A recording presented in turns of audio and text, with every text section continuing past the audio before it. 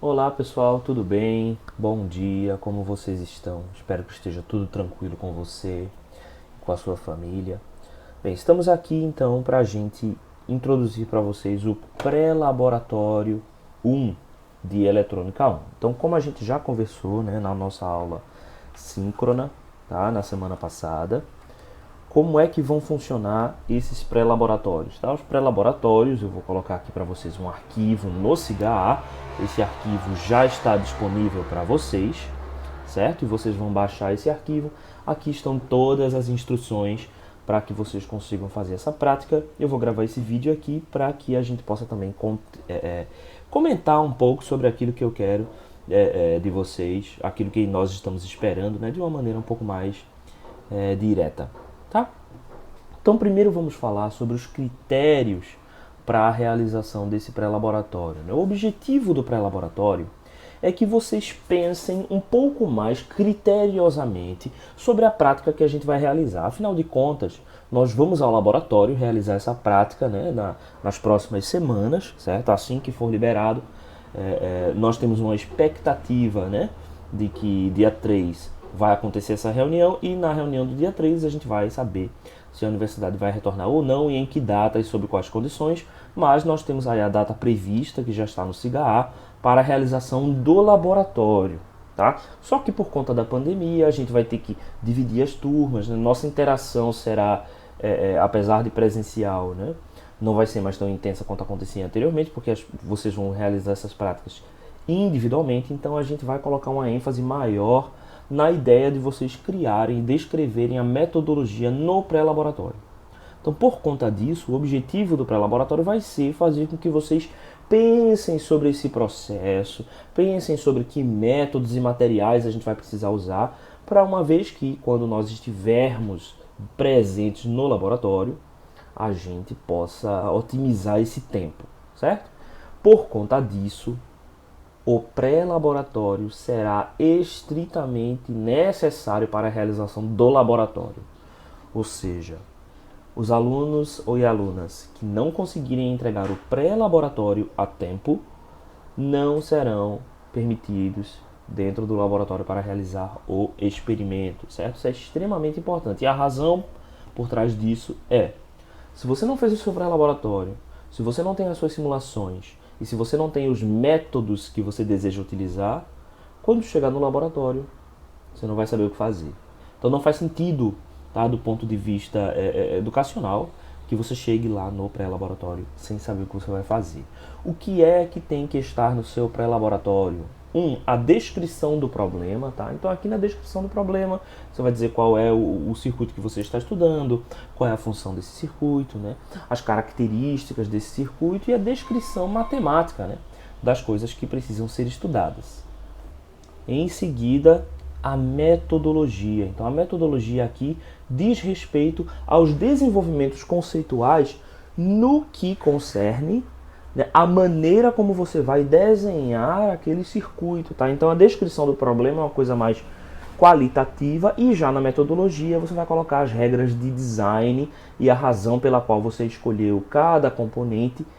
Em seguida, como parte da metodologia, você descreve a montagem experimental. Então a montagem experimental já diz respeito a como você vai fazer dentro do laboratório. Então para a montagem experimental, você deve ter aqui um diagrama, certo? Não é mais um esquemático. O esquemático vai aparecer onde? Na descrição do seu problema, né? Ou a depender na metodologia.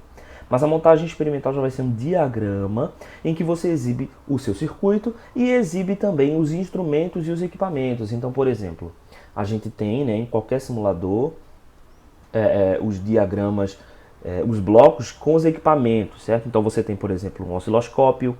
Você pode colocar o osciloscópio dentro do seu esquemático, você tem um gerador de sinais, você coloca o gerador de sinais e você aponta exatamente onde é que esses elementos estão se conectando nos pontos do seu circuito. Você precisa também dizer qual é o modo em que estão esses equipamentos. Então o seu osciloscópio está no modo transiente, está no modo XY. É aqui na montagem experimental que você vai dizer quais são os recursos dos equipamentos que você vai utilizar para fazer essa sua medida, tá? Logo em seguida, obviamente, você vai precisar mostrar os seus resultados esperados, tá? Esses resultados esperados, eles podem ser obtidos através de simulação de circuitos ou podem ser obtidos através de teoria ou até podem ser obtidos através do datasheet do seu componente, tá? Isso vai depender de qual é a variável que a gente está verificando, tá? E isso vai ter algum tipo de previsão daquilo que você vai obter. Isso aqui e a montagem experimental são os pontos-chave mais importantes do seu pré-relatório, tá? Porque, afinal de contas, a montagem experimental, ela fala, né, ela tem a ver com o que você vai, de fato, montar dentro do laboratório, né? Então, quando você estiver no seu laboratório, você vai ter que montar de alguma forma, vai ter que pegar uma ponta de prova, colocar aqui nesse ponto, vai ter que configurar o seu osciloscópio para estar naquele modo. É aqui em que eu vou entender que o meu aluno, que a minha aluna, sabe o que ele ou ela tem que fazer dentro do laboratório. E resultados esperados, obviamente, é aquilo que você espera ver na tela do seu osciloscópio. É aquilo que você espera ver como resultado final do experimento. Você vai saber aqui, com base nos seus resultados esperados, se o seu experimento deu certo ou não. Tá? Então, obviamente, não faz sentido você sair da sua casa e ir fazer o experimento se você sequer sabe o que é que vai aparecer na tela do seu osciloscópio dizendo que o seu experimento deu certo ou errado. Então, é aqui, nos resultados esperados e na montagem experimental, que está a carne, que está o cerne do seu trabalho. Bem, então agora que já está claro aquilo que vocês têm que entregar, né, no pré-relatório, vamos falar sobre a pontuação, certo? A pontuação vai ser feita de uma maneira com critérios, tá? De uma maneira através de critérios conceituais, tá bom? Então, por que eu faço isso aqui? Porque é muito difícil ficar julgando, um errinho desconta um ponto, um errinho faz aquilo. Numa prova analítica isso é mais fácil de fazer, né? Mas num relatório tão grande e complexo quanto esse, a ideia é que a gente veja mais os conceitos que vocês colocaram, em vez de se ater aos detalhes individuais, aos pequenos erros, certo? Então, obviamente, o conceito A vai ser 100%, é o pré-laboratório que foi completo, que o aluno entregou completamente, todos os itens estavam lá contemplados, e além disso, o laboratório está coerente completamente com aquela teoria que foi oferecida para vocês aqui no curso. Se o seu pré-lab estiver completo, mas está apresentando alguns erros, a gente vai para conceito B, tá? Esse alguns erros não é simplesmente, errei uma coisinha e já foi para conceito B. Aqui eu estou falando de erros minoritários, ou seja, você errou em algumas coisas aqui e ali, mas não são detalhes muito importantes, né? São coisas que a gente consegue corrigir com uma revisão básica, né? Então, esse conceito a gente vai considerar conceito B. Já o conceito C vai ter duas condições, tá? A primeira condição é o seu pré-laboratório estar incompleto. Ou seja, você não conseguiu fazer todas as partes do seu pré-laboratório, ficou faltando informação, tá? Mas você está coerente nas partes que você colocou. Então, aquilo que você colocou está bem corrigido, está bem coerente com a teoria, mas você não conseguiu fazer o relatório todo.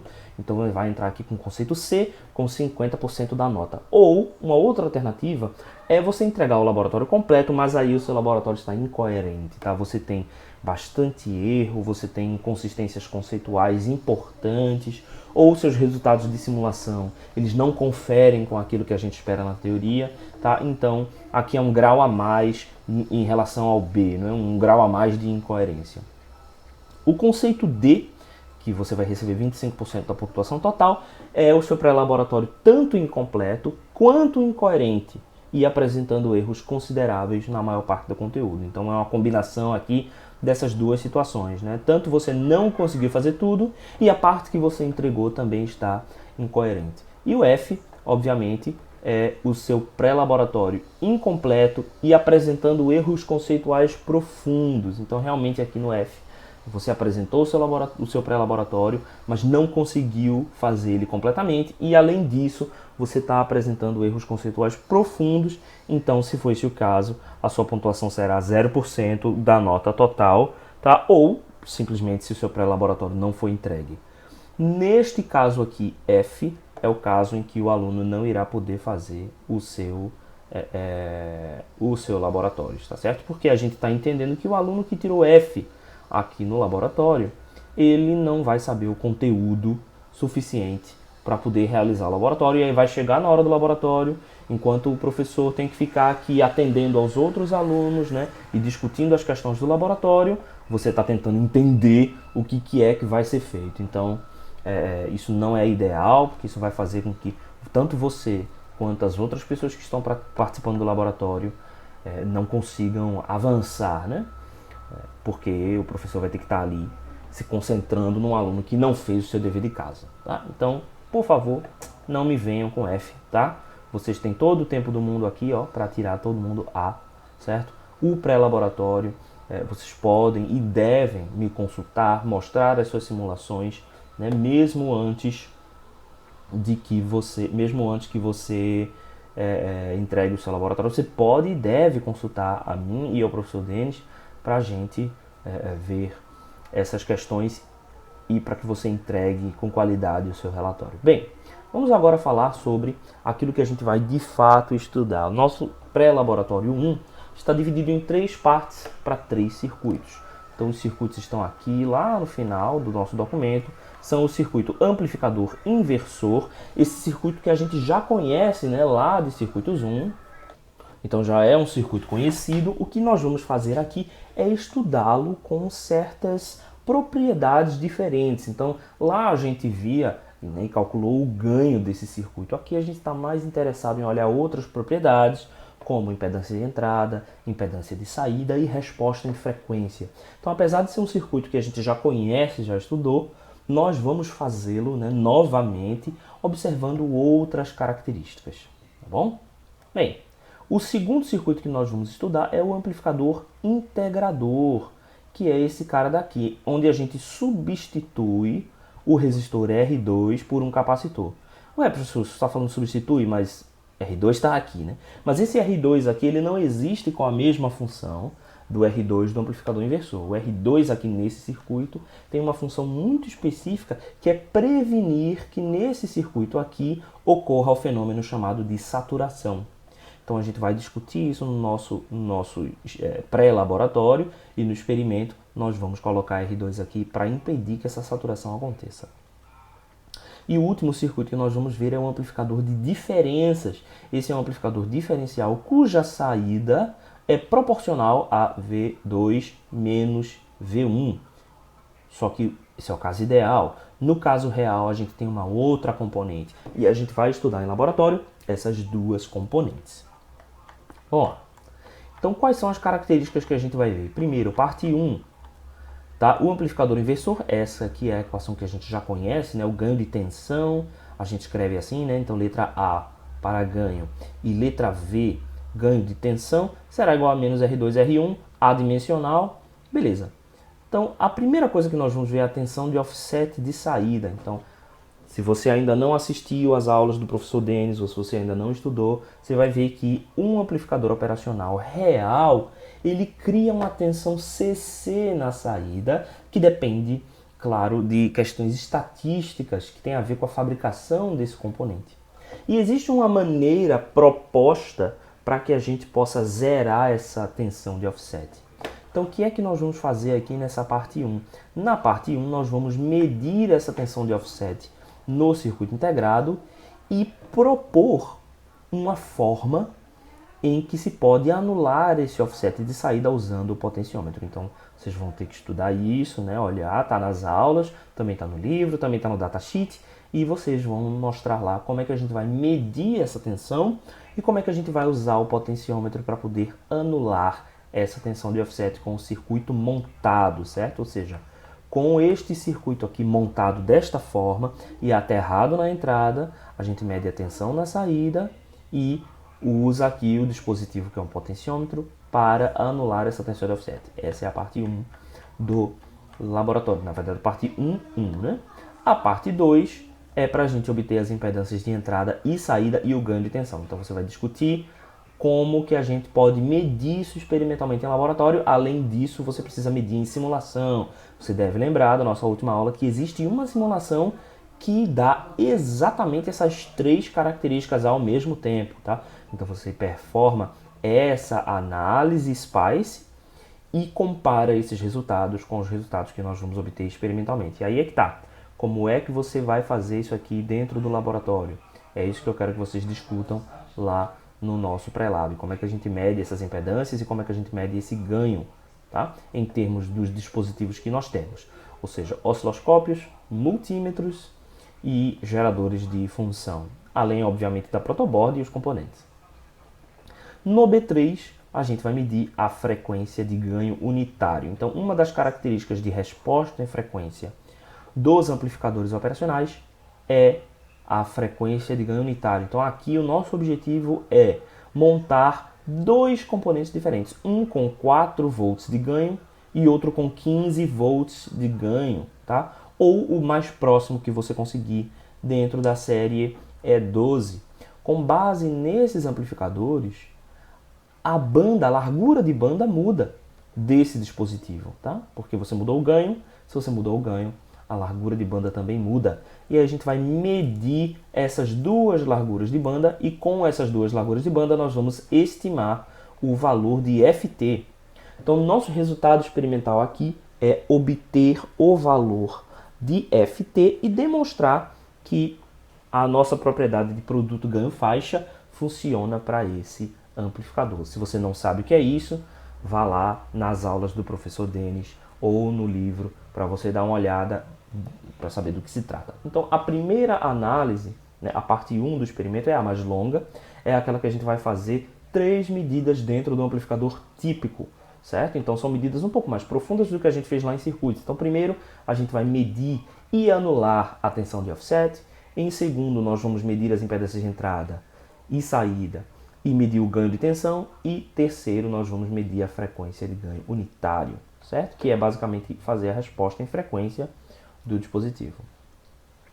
Na parte 2, nós temos o amplificador integrador. Então, o amplificador integrador é bem simples, é bem fácil. A gente vai adicionar um capacitor e medir novamente a resposta em frequência, certo? Então, a gente vai considerar esse circuito amplificador lá na figura 2, né? A gente precisa justificar no relatório a necessidade do resistor de realimentação, que lá é o R2, certo? Aqui está RF. Mas esse RF aqui é o R2, demonstrando que se você tira esse resistor, a saída satura, certo? Então, argumente isso aqui, dá para mostrar matematicamente, né, com análise de circuitos, certo? E aí a gente vai projetar esse amplificador integrador para ser capaz de integrar um sinal de 10 kHz. No ambiente de simulação, a gente vai colocar várias ondas diferentes para a gente ver esses formatos. Ou seja, a gente vai incluir na entrada o sinal senoidal, uma onda quadrada e uma onda triangular. No relatório, a gente vai... Não, no relatório não, desculpa. Na prática, a gente vai reproduzir esses sinais aqui. A gente vai fazer novamente essa última parte aqui, de colocar na simulação sinal senoidal, sinal de onda quadrada e sinal de onda triangular. Quem são as integrais, né, do seno, da onda quadrada e da onda triangular? A gente conhece, né? Que a integral do seno vai ser um cosseno, né? No caso ela vai ser menos o cosseno, né? Então vai ter aí uma outra onda senoidal que tem simplesmente uma diferença de fase.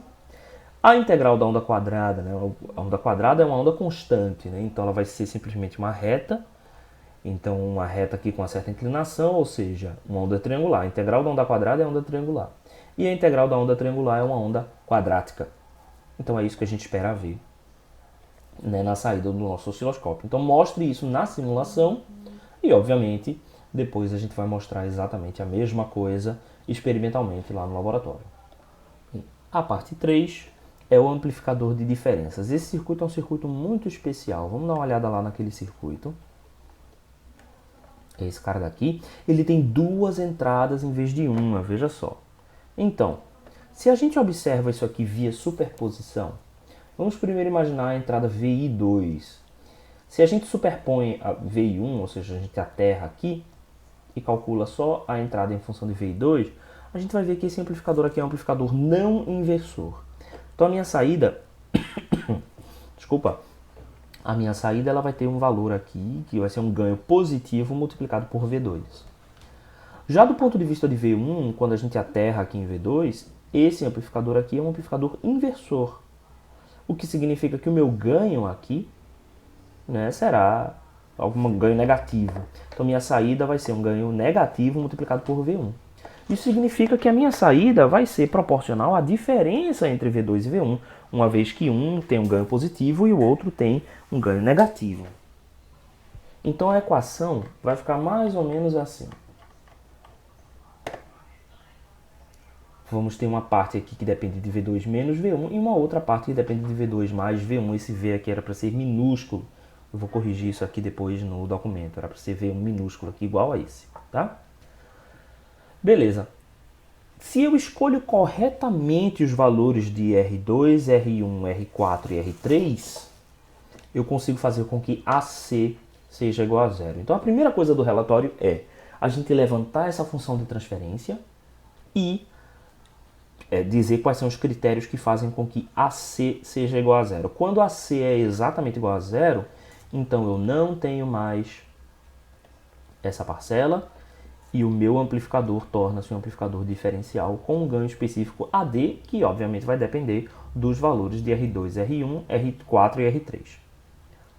Certo? Então essa é a primeira parte do relatório. Obviamente isso vai entrar lá na parte de... na primeira parte, lá na descrição do problema. Certo? Beleza. Logo em seguida, a gente vai usar essa figura de mérito aqui, que é a taxa de rejeição ao modo comum. CMRR, né, vem assim a sigla porque ela vem do inglês, né, que é Common Mode Rejection Rate. Taxa de rejeição ao modo comum, tá?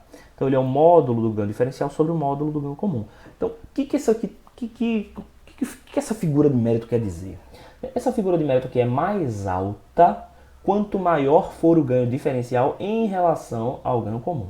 O ideal é que essa taxa de rejeição ao modo comum seja infinita, tá? Com o meu ganho em modo comum sendo exatamente igual a zero e o meu ganho diferencial sendo diferente de zero. É claro que isso não acontece na vida real. Na vida real, o modo comum terá algum valor, né, diferente de infinito, algum valor finito. Quanto mais alto, melhor. Então, em um ambiente de simulação, eu quero que você plote esta taxa em função do descasamento percentual entre essas duas variáveis. Então, como é que esse gráfico vai ficar? Se a gente conseguir plotar esse gráfico aqui, ó, ele vai ter dois eixos, obviamente. Aqui nesse primeiro eixo estará o meu CMRR. E no meu outro eixo estará um percentual de descasamento. Então aqui quais são os valores que a gente vai ter dos percentuais de descasamento? A gente vai ter 1% de descasamento, 2%, 3%, 4% e por aí vai. Certo? Então o que quer dizer 1% de descasamento aqui nesse contexto? Significa que a minha variável R4 sobre R3 é 1% maior do que R2 sobre R1. Certo? Ou seja, R4 sobre R3 é 1% maior do que R2 sobre R1. Isso vai resultar aqui no CMRR de um valor qualquer aqui, x. E aqui em 2% esse valor será cada vez menor. Então o que eu espero ver é uma reta, na verdade uma reta não, né? Uma curva, né, assintótica que vai decrescendo conforme a gente vai aumentando o descasamento. Né? Obviamente você não vai conseguir plotar para zero, né? Esse zero aqui não vai existir, porque o zero vai ser infinito. Então você começa a plotar em 1 e aí você consegue construir essa curva, certo? Então é esse o tipo de gráfico que eu espero que vocês levantem aqui nesse item, tá bom? Por último, você projeta esse circuito para ter um ganho diferencial igual a 10, ou seja, você projeta para que AD seja igual a 10. E aí, obviamente, você discute como é possível obter o valor do CMRR experimentalmente, tá? Como é que a gente vai poder obter o valor do CMRR experimentalmente? Vamos observar essa expressão aqui. Se eu faço V2 igual a V1, o que acontece nessa expressão? Todo esse termo aqui será igual a zero. Então eu consigo obter o valor de AC, já que eu conheço V2 e V1. Se eu faço V2 igual a menos V1, ou seja, vou botar aqui só porque está mais fácil, menos V2 igual a V1, esse termo aqui torna-se igual a zero, e aí eu consigo obter o valor de AD. Então é assim que a gente vai fazer, certo? Então aqui você vai argumentar isso na nossa metodologia. Na metodologia você argumenta isso. Lembre-se que quando eu faço os dois diferentes, eu vou adicionar um valor de 2 aqui, né? Na verdade, quando eu faço tanto quanto eu faço igual, quanto eu faço diferente, eu vou adicionar um valor 2 aqui, tá? Então esse valor 2 tem que entrar na sua equação final. Então demonstre isso, faça esse cálculo aqui, ou seja, bote V2 igual a V1 igual a X aqui, por exemplo. Tá? Esse X vai ser a amplitude do seu sinal, e aí, obviamente, você vai ver que vai surgir um 2 aqui quando você fizer essa soma, e esse 2 tem que ser dividido no final para você obter o valor de AD corretamente. Então verifique isso nas equações e demonstre isso na sua metodologia, tá? Para você mostrar que você sabe o que está fazendo, para depois, na hora do experimento, não aparecer um monte de vezes 2 lá e ninguém sabe de onde esses vezes 2 surgiram e os resultados derem todos errados, tá? Então, essa é uma prática simples, ela pode parecer um pouco longa, tá? Porque ela tem realmente muitos detalhes e a gente tem que prestar atenção nesses detalhes para a gente conseguir cumprir esse cronograma uma vez que a gente estiver lá em laboratório. Mas quando a gente estiver lá em laboratório, vocês vão ver que não é tão demorado assim quando você sabe o que tem que fazer, certo? Então, é isso. Deem atenção a esse pré-lab, façam o pré-lab com atenção, né? Para que na hora a gente não precise perder tempo revendo o que são essas coisas. Tá bom, minha gente? Então, eu espero que dê tudo certo. Estou aqui disponível para tirar todas as dúvidas de vocês, tá?